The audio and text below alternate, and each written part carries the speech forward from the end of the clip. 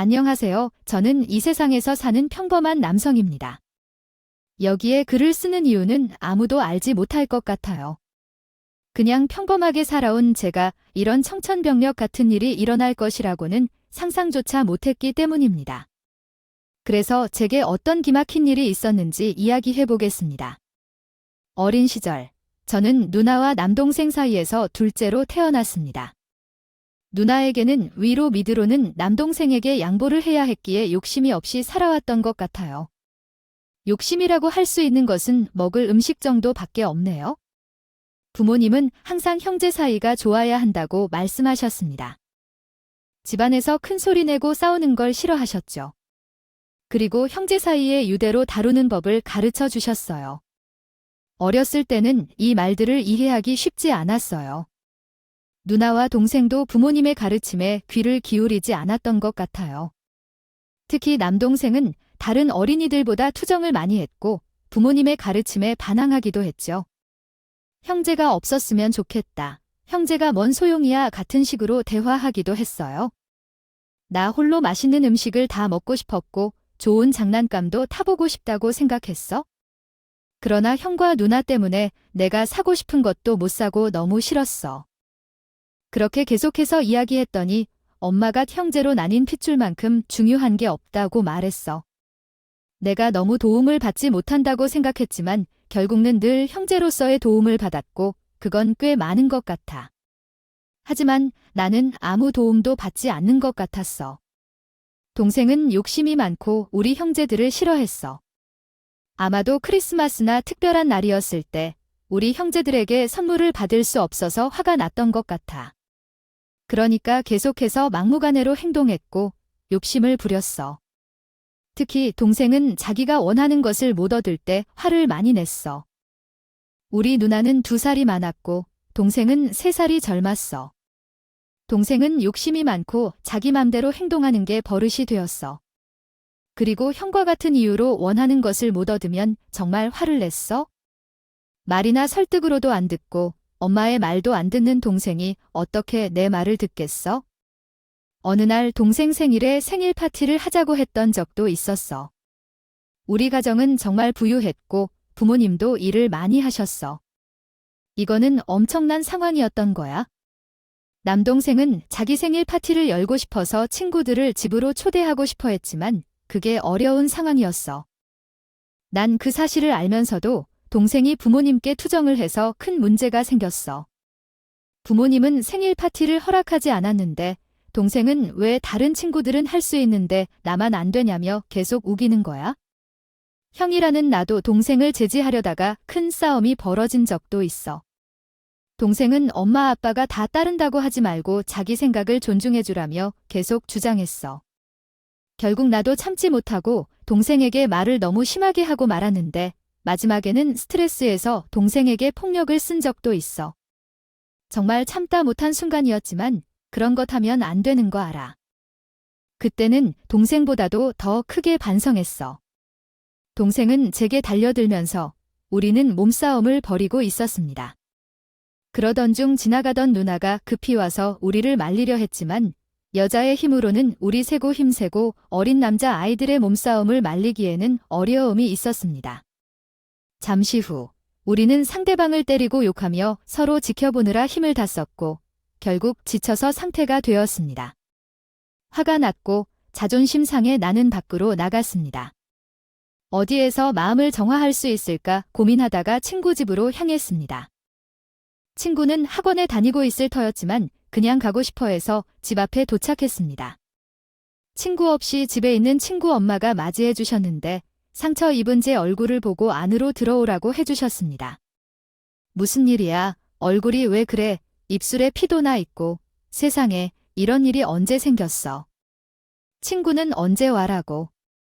곧 학원 갈 시간인데 무슨 일이야? 얘기 좀 해봐. 응, 사실 동생하고 싸웠어요. 아줌마가 약 발라줄게라고 해주셨어요.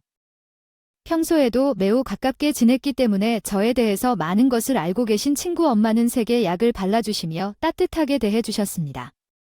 그 모습이 너무 편안했는데 문득 싸우게 된 이유를 술술 털어놓았죠. 현민이라는 외동아들인 친구는 혼자 지내고 있었는데 제가 동생과 싸웠다는 이야기를 들은 아주머니는 오히려 긍정적인 말씀을 해주셨어요. 그 모습조차 부러웠다는 생각이 들었죠. 이 아줌마는 왠지 부러운 거라고 말하셨어요. 사실 이것은 현민이가 동생 소원을 갖는 것을 많이 원했기 때문이었죠. 그런데 안타깝게도 동생이 생기지 않았어요. 그래서 아줌마는 형제끼리 싸우는 것마저 부러운 존재가 된 것 같아요. 그러셨죠. 가끔 현민이가 부러울 때도 있어요. 그래, 지금은 아직 어린 것 때문에 그럴 수 있어요. 현민이는 혼자이기 때문에 사람들이 자신이 갖는 것을 부족함 없이 갖고 있는 것처럼 보일 수도 있어요. 그런데 현민이는 세상에서 가장 중요한 형제와의 연결이 없다는 점이 너무 미안해해요. 그래서 현재의 고난과 형제와의 관계를 잘 지켰으면 하는 마음이 크죠. 나중에 형제와 함께 지내게 되면 그들보다 더 소중한 존재가 될 거예요. 친구의 엄마가 한 말을 듣고 나는 어느 정도 위로를 받았습니다. 오히려 가졌다고 생각했던 형제란 이름의 존재를 가지 못하는 사람들도 있다는 것을 깨달았고 나보다 몸집도 작고 힘도 약한 동생에게 어떤 식으로 말했을지도 생각해보게 되었습니다. 그대로 집으로 돌아가 친구가 학원에서 돌아오기도 전에 다시 집으로 향했어요. 얼굴에 상처가 나 있고 아직도 분노가 가라앉지 않아 앉아있는 동생을 보며 말했습니다. 아이스크림 사 먹으러 갈래? 뭐, 아이스크림 먹으러 가자. 형이 사줄게. 뭐야, 갑자기 왜 아이스크림 안 먹어? 그럼 다 누나랑만 단둘이 간다. 누가 안 먹는데? 참, 남납두쌍 고마울 거야. 그래, 비싼 거 버거워. 내가 그동안 모아둔 돈으로 네 아이스크림 사주는데 쓸 테니까 동생과 함께 아이스크림을 먹으러 가서 우리의 싸움이 끝나게 되었어요. 형제란 것은 그런 것인가 봅니다. 세상에서 가장 미웠던 가족이 금세 없어서는 안 될 존재가 되고 화가 났다가도 금세 풀리는 그런 관계인 것 같아요. 나이가 들면서 생각의 폭이 넓어지고 누나와 동생에게 늘 양보하고 살아가다 보니 조금씩 누그러지는 마음이 생기네요. 누나는 모든 것을 이끌어주는 언니예요. 역할은 믿을 수 있게 하고 동생은 불의를 볼 때 참지 못하는 홧김 같은 성격으로 가끔 문제를 일으키기도 했지만 그래도 저희 셋은 서로 조화롭게 살아왔다고 생각해요. 부모님은 열심히 일하느라 집에 잘 있지 않았지만 그럴 때마다 누나가 밥을 챙겨주고 라면을 끓여주며 잘 챙겨주셨어요. 그 덕분에 우리는 엄마가 바쁜 것을 느끼지 않고 편안히 지낼 수 있었던 것 같아요. 우리 삼남매는 성적이 그저 평범했어요. 특출난 공부를 하는 사람도 없었고 반대로 공부를 못하는 사람도 없었죠. 모든 과목을 평범한 수준으로 하고 성적에 대한 큰 욕심도 없었죠. 하지만 동생은 운동에 특출난 재능이 있었어요. 달리기에서는 항상 1등을 노린다던가 학교 축구장에서는 골을 넣어야 한다며 최고를 향해 노력했어요. 그러나 부모님은 운동에 큰 관심이 없으셨는지 동생의 운동 재능에 대해 신경을 쓰지 않아서 그럴 수도 있겠죠. 그리고 우리 학교 축구부에서 동생을 발견하고 부모님의 반대에도 불구하고 동생은 초등학교 5학년 때 학교 축구부에 들어가게 되었어요. 부모님은 동생을 설득할 때 매우 만류했지만 동생은 쉽게 포기하지 않는 성격이라 부모님은 마음씨 한층 맬 수 없었습니다. 부모님은 늦은 밤 무렵 몰래 말씀하신 적이 있었는데 운동을 하게 된다면 많은 비용이 들 것을 걱정 많이 하셨던 것 같습니다.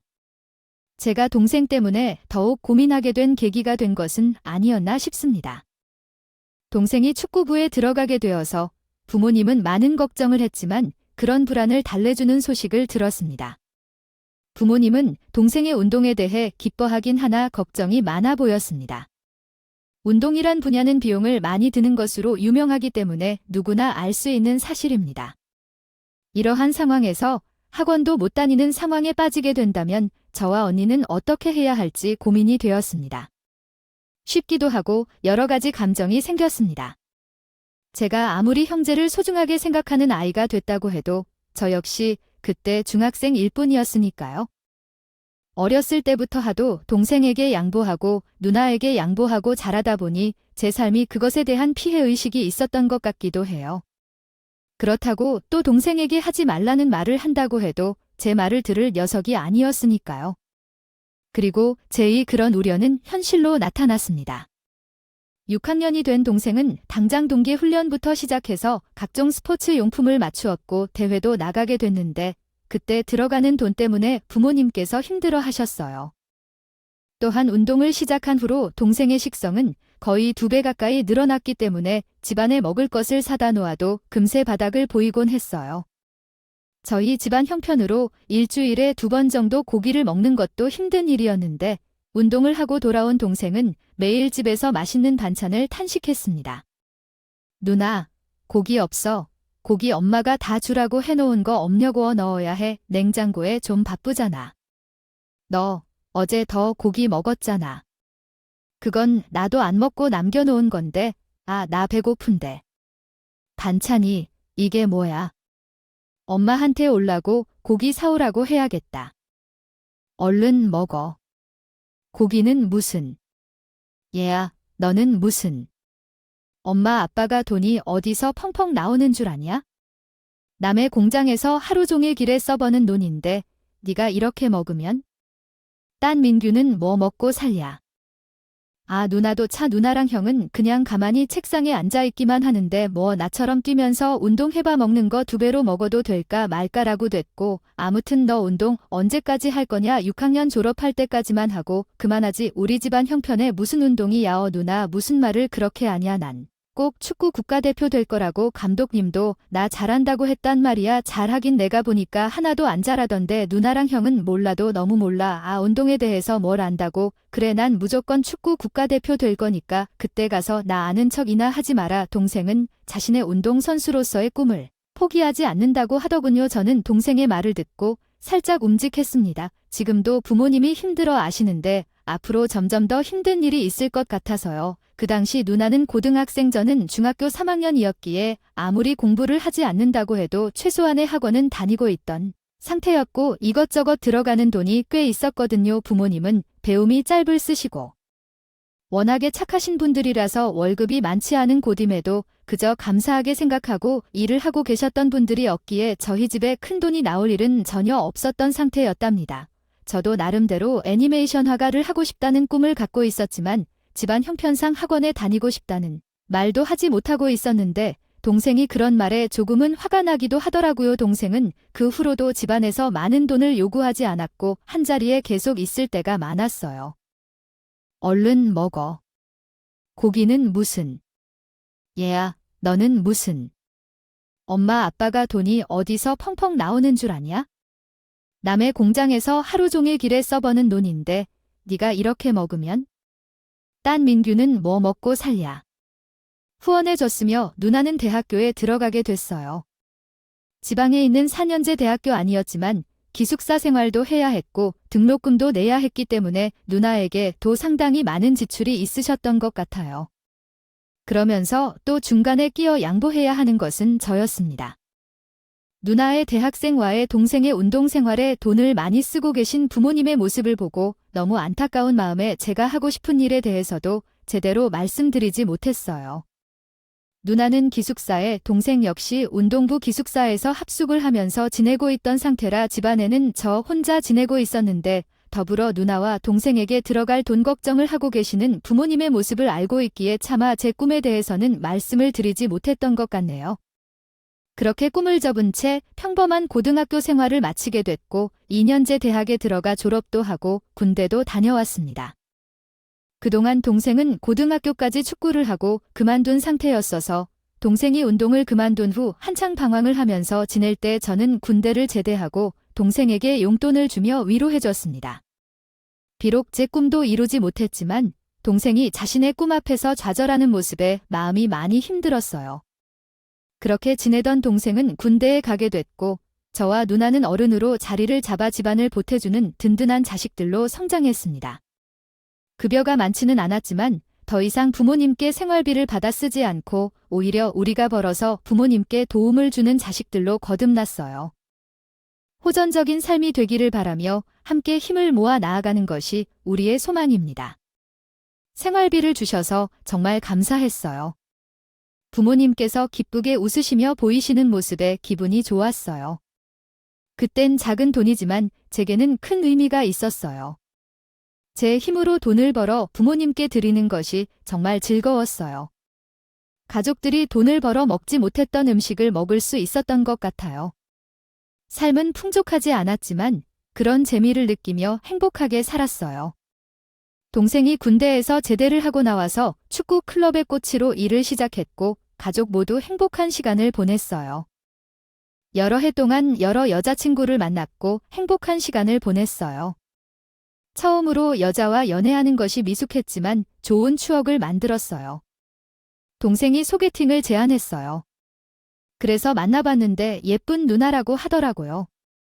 어떻게 아는 사이냐고 했더니 운동부 동료인데 사이를 망칠 일은 없다고 했어요. 동생이 소개팅을 망치면 민망해 할 것 같아서 걱정되지만 이상한 일은 없을 거라고 했어요. 저는 남부지방에서 운동을 하던 중 우연히 만난 사람이었습니다. 그녀는 착하고 예의 바르게 행동하는 사람이었고 아마도 동생도 지방에서 있던 것 같았습니다.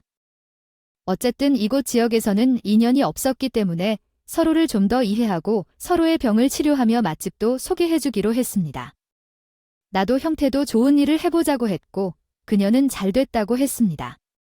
그래서 나도 동생에게 덕을 보여주기로 했고 맛집을 찾아 데이트를 즐기기로 했습니다. 동생의 소개로 나는 다른 지방에서 일하다가 올라와 낯선 곳에서 소개팅을 하게 되었습니다. 첫 만남은 어색했지만 서로 동생과 운동을 한 경험을 공유하여 빠르게 화합했습니다. 그녀는 세련된 헤어스타일과 세련된 의상으로 왔는데 딱 맞는 선택이었다고 생각했습니다. 처음에는 서로 어색했지만 공통 관심사를 발견하면서 금세 얘기를 많이 나누었습니다. 부모님도 동생이 아시네라는 이야기에 외로워하며 집에 머무르고 있었는데 우리도 그런 적이 많았다. 그래서 가끔 동생이 축구를 하러 가면서 함께 따라갔는데 처음은 싫어하다가 추억이 되었습니다. 간혹 동생이 이기고 골을 넣으면 기분이 좋았습니다. 그렇게 화기애애한 분위기의 카페에서 이야기를 이어갔습니다. 자리를 옮겨서 함께 밥을 먹고 얘기를 나누고 그 이야기들을 나눠서 우리는 다음 주에도 계속 만나게 되었어요. 그리고 그 다음 주에도 계속 만나면서 사귀게 되었고 올해의 연애로 너무 설레고 기분이 좋았어요. 매일을 행복하게 살았고 그녀와 함께하는 것이 정말 행복했어요. 특히 그녀를 소개해준 동생에게 너무 고마웠고 그녀를 최대한 잘 챙겨주려고 노력했어요. 그녀가 아프거나 어려운 일이 있을 때는 항상 그녀를 먼저 챙겨줬어요. 그녀의 부모님 대신 보호해주고 싶은 마음이 있었어요. 그녀도 제가 그렇게 챙겨주는 것을 너무 좋아했고 고마웠어요. 그래서 2년 정도 사귀다가 결국 결혼하고 싶다는 생각이 들었고 그녀와 함께 살고 싶어졌어요. 그녀는 많은 꿈과 야망을 갖고 있는 사람이라 더 높은 곳을 향해 오르고 싶었어요. 그녀와는 생각이 다르지만 그녀에게 마음이 팔렸어요. 상황이 그랬기 때문에 그런 의견이 있어도 괜찮다고 생각했어요. 때로는 그녀의 질문에 답하기 어려웠지만 그럼에도 불구하고 내 소신을 지켜 얘기해 주었어요. 너는 어떤 사람이 될 거라고 생각해? 지금 다니는 회사에서 평생 있을 건 아니야. 나는 이대로도 만족해. 내가 말 안 했나? 누나한테 하듯이 양보하고 포기하는 습관이 어린 시절부터 생긴 것 같아. 그래서 나는 지금 내가 할 수 있는 선에서 일하고 생활하는 게 좋다고 생각해. 어머나, 진짜야? 너는 꿈도 없어. 아무 생각도 없어? 나는 아니야. 나는 다르다고 생각해. 난 늘 내가 지금 살고 있는 것 이상의 뭔가가 되고 싶어. 자기야, 정말이야. 너는 실망이야. 왜 그렇게 꼭 정답이 있어야 해? 우리는 현재 가진 것에 감사하며 열심히 살아보자. 좋은 날이 있을 거야? 자기야, 나는 좀 미래를 위해 자격증이나 공부를 해보는 건 어때? 난 이대로 내 인생이 끝이라고 생각하면 너무 싫어. 그녀의 말에 뭔가 아쉬움이 느껴졌어요. 일부는 동의하고 일부는 동의하지 않았습니다. 너무 허황된 꿈을 쫓다 보면 현재 삶을 살아가는 것이 어려워지는데 그 이유는 인생을 힘들게 살고 싶지 않기 때문입니다. 그녀는 항상 자신을 위해 열심히 일했습니다. 연애를 시작한 지 3년이 가까워진 이후 주말마다 공부를 해야 한다며 만남을 피하려고 했습니다. 나는 그녀를 응원하기 위해 주말에 최소한의 연락만 주면서 그녀의 공부를 방해하지 않았어요. 그녀는 주얼리 디자이너이기 때문에 그와 관련된 공부를 했고 그것을 응원해 주어야 했습니다. 그러한 그녀와의 주중 만남이 너무나 소중해서 나는 그녀와 멀리 떨어지기 싫어서 결혼을 결심했습니다. 미래를 위한 공부는 결혼 후에도 충분하다고 생각했기 때문이죠. 또한 그녀를 도울 수 있는 부분이 있다면 언제라도 도와주고 싶다는 생각도 했습니다. 그래서 멋진 이벤트를 준비하여 그녀에게 청혼했고 그 과정에서 우리 남동생들도 도와주었습니다.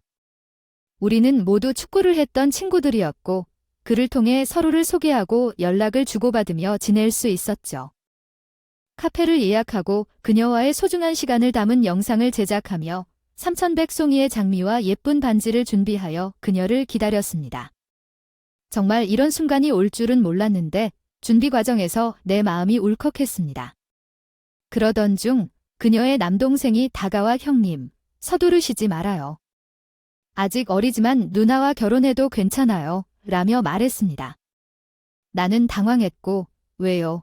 무슨 뜻이에요? 물으니 그는 누나도 뭐 준비하시나 봐요. 오히려 안정된 가정 아래서 결혼하는 게 더 좋을 거예요. 제가 도와줄 테니까 걱정 마세요. 라고 말했습니다. 나는 그 말을 들으며 눈물이 나기 시작했습니다. 그리고 결혼식을 준비하면서 진심으로 그녀를 사랑한다는 걸 알게 되었습니다. 그녀와 함께할 새로운 삶이 너무 기대되었습니다. 모든 것을 다 바쳐도 아깝지 않을 존재라는 생각이 들었어요. 제가 그렇게까지 준비를 한 것을 보고 그녀는 결혼을 승낙하고 됐어요. 그녀도 저를 너무나 사랑하고 있다는 대답과 함께 우리는 그날 밤 평생 잊지 못할 밤에 함께 보냈어요. 하지만 그녀는 대부분의 여자들이 바라는 결혼식이 아닌 조용한 신혼생활을 시작하기를 원했습니다. 자기야, 근데 나는 부모님도 없는 C9 지역에서 와서 마땅한 하객도 없을 것 같은데? 네, 그럼 어때? 그런 게 뭐가 중요해? 그냥 우리만의 약속의 날인데 그런 거 신경 쓰지 마. 그게 아니라 우리 그냥 결혼식 하지 말고 혼인신고만 하고 살면 어때? 그래도 그건 아닌 것 같은데? 우리 부모님도 계시고 자기 직장 사람들도 있고 그리고 지금을 이렇게 생각해도 여자들은 결혼식에 대한 평생의 꿈이 있다고 하던데 나중에 후회할 것 같은데? 아니, 자기야, 난 정말 그런 거에 욕심 없어. 결혼식 안 하면 뭐 어때? 우리 둘이 이렇게 사랑하고 있는데 그냥 혼인신고만 하고 자기네 부모님 모셔두고 언약식 같은 거 말하면 안 돼. 난 그렇게 하고 싶어, 정말로. 그래도 되나 싶은데 그녀의 뜻밖의 말에 저는 몹시도 당황했습니다. 권리욕도 많고 돈 욕심도 많았던 그녀가 결혼식 없이 그저 혼인신고만을 원하는 것이었어요. 그녀가 함께 살자고 해서 내 사정이어서 그렇게 결정했는데 대답하고 싸움이 끊이질 않아서 고민이 많았다. 결혼식을 조금 후에 하고 싶다면 그때 하면 되니까 더 이상 그녀의 말을 듣기 힘들었지만 그냥 이렇게 하는 것이 낫겠다는 생각도 들었다. 그래서 나는 그녀와의 작은 약속을 하기로 결심했고 부모님과 가족들만 모인 자리에서 소중한 순간을 마련했다. 웨딩드레스는 아니었지만 하얀 원피스를 입고 아름다운 미소로 나를 기다리는 그녀는 세상에서 가장 아름다운 천사 같았다. 하지만 결혼식이 끝날 즈음 그녀의 남동생이 도착하지 않았다. 그녀는 남동생이 차 사고로 늦게 올 것이라고 말했지만 시간이 흐를수록 그들은 식당 안에서 소란을 피우는 것 같았다. 나는 밖으로 나가서 그들을 찾았고 서로 말다툼을 벌이며 언성을 높이고 있는 모습을 보았다. 결혼식이 식료품차 같다고 언연한 말을 주고받으며 나는 서서히 그들에게 다가갔다. 때도 모르고 걸어오는 내 모습을 알지 못한 그들은 서로 말다툼을 이어가고 있었다. 막상 가까이 다가가 보니 그들은 사랑하는 사람들 간의 작은 말씨였다. 있는다는 데에 네가 무슨 상관이냐. 구언니, 누나가 지금 하는 행동에 어떤 건지 알고 그러는 거냐고. 도대체를 넣어 더 이상 아무 말도 하지 마. 아무 말도 하지 말고 그냥 조용히 들어와서 인사난 드려. 알았어. 둘의 대화는 심상치 않게 흘러가고 있었습니다. 뒤늦게 저를 발견한 그녀는 깜짝 놀라 저를 쳐다보더니 급하게 상황을 마무리 짓는 듯 했어요. 저기, 저 동생이 늦어서 미안하다고, 그러? 네, 얼른 들어가자. 자기 부모님 기다리시겠다. 미안해. 아냐, 괜찮아. 근데 둘이 무슨 일 있는 거야? 아니, 서로 그렇게 잘 챙겨주던 남나가 오늘은 왜 그러는 거야? 무슨 일인데 그를요? 아니야? 아무것도 아니야. 자기는 신경 쓰지 않아도 돼 알잖아. 원래 형제들은 잘 싸우는 거 얼른 들어가자. 얼린 그녀는 그렇게 상황에 급하게 정리하고 안으로 들어가자고 했고 무언가 탐탁지 않아 하던 그녀의 남동생 역시 저희를 따라 안쪽으로 들어갔습니다. 평소와 다른 분위기가 느껴져 이상하다는 생각은 있었지만 그것이 그렇게 큰 문제가 숨어 있을 것이라고는 생각하지도 못했어요. 그렇게 저와 그녀는 정식으로 부부가 됐고 부모님과 처남 형제들이 보는 앞에서 소주가 넣은 약식을 마쳤습니다. 신혼생활이라는 것이 시작되면서 제 얼굴에는 웃음꽃이 활짝 피었어요. 회사 사람들에게 초대도 하지 못하고 결혼을 해버려서 썩기에 사람들이 서운하다고. 그냥 계속해서 행복하고 싶다. 함께 있다니까 좋은데 아내는 다시 공부하고 싶다고 했어요. 아내의 결정을 이해하기 어려워하는 저에게 아내는 자신의 결정을 강하게 말했어요. 주변에서 속삭이는 소문은 멍청하게 나라고 너를 다 같이 가까운 곳에서 볼 수 있으면 더 좋잖아. 그런데 왜 저는 너와 행복해져야만 하는 거죠? 나는 다르게 살고 싶어요. 이렇게 표현하면서 어떡하나 싶어 했죠. 애들은 너무 자랑스럽고 멋지니까 부러워하지 마. 현실을 쳐다보는 건 중요하잖아. 내가 도와준 만큼 난 이제 내 꿈을 펼쳐가려고. 함께 하자고 했으니 내가 결혼했을 때도 내 꿈은 존중해 주셨죠.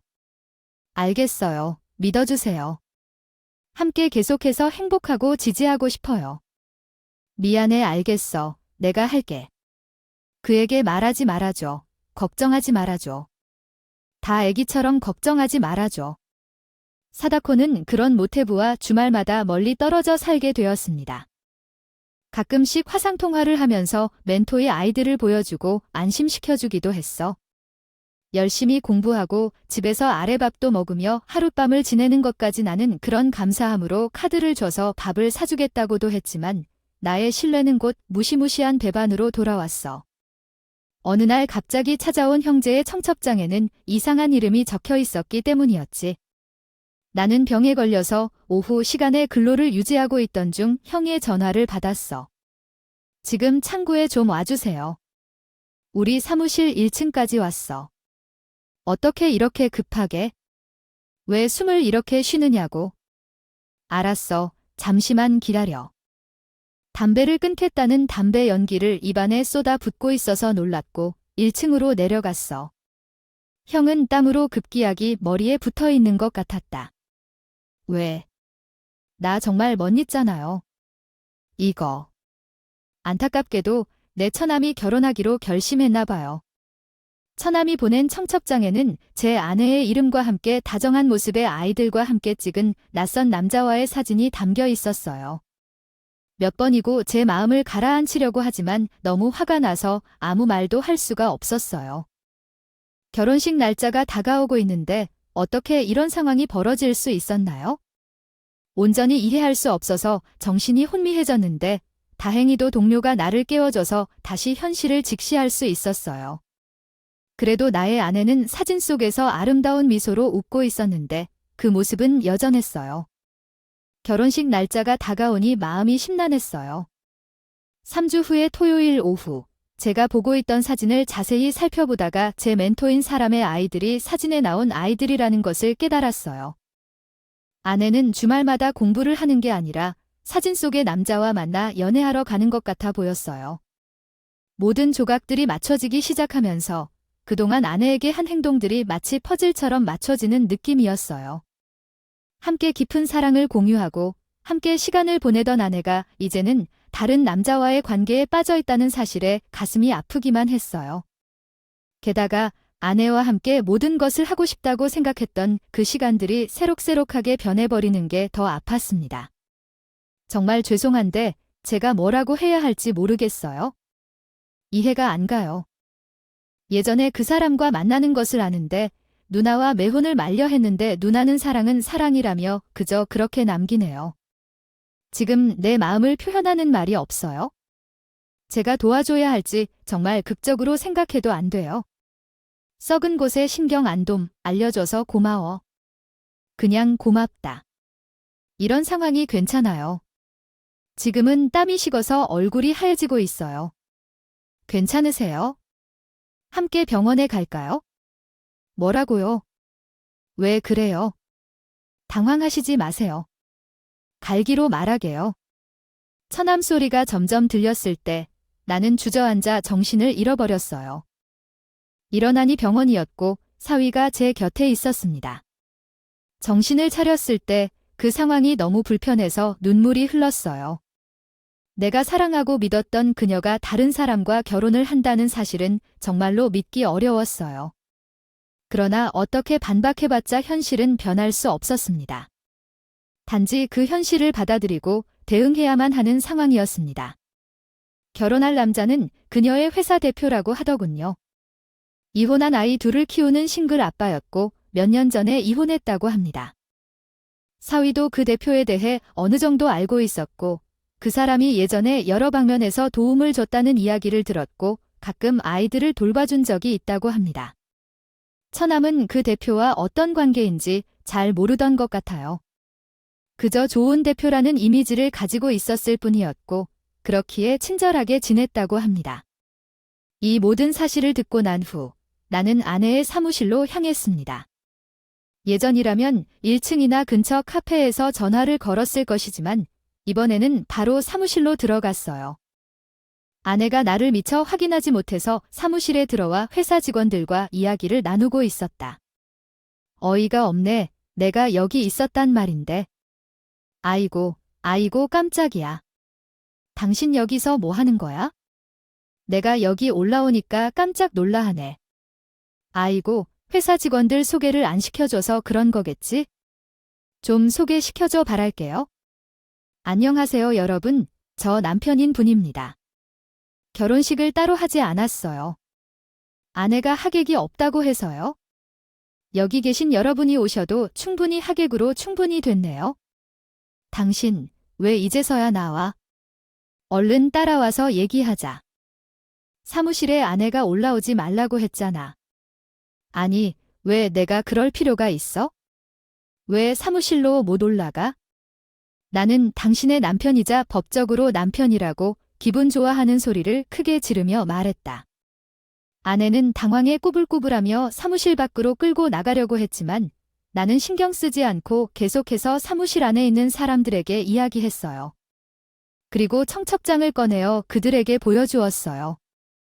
이 멋진 부인께서 제와 결혼 중 2위를 담당한다는 작자와 결혼한다고 청첩장을 찍었다. 여러분은 어떻게 생각하시나요? 돈을 보고 결혼하는 남자가 신분 상승을 위해 이런 일을 하는 건가요? 이게 어떻게 될까요? 텔레비전에 제보라도 해볼까요? 아, 여기 대표라는 작전은 언제 들어오나요? 저는 그렇게 사람들에게 아내의 정체에 대해 모두 폭로했고 아내의 예비 남편인 대표의 얼굴을 보지 못한 채 집으로 털털 돌아왔어요. 집으로 오는 길에 어떻게나 눈물이 나더라고요. 미움과 원망, 그리고 사랑의 감정이 가득 섞여서 억제할 수 없는 눈물이 흘렀어요. 그 순간에는 가장 죄송한 부모님의 얼굴도 떠올랐어요. 모든 것을 안정에 포함시켜 결혼식을 하지 않아도 된다고 억지로 웃음을 짓고 있는 부모님에게 죄송했어요. 너무 힘들었어요.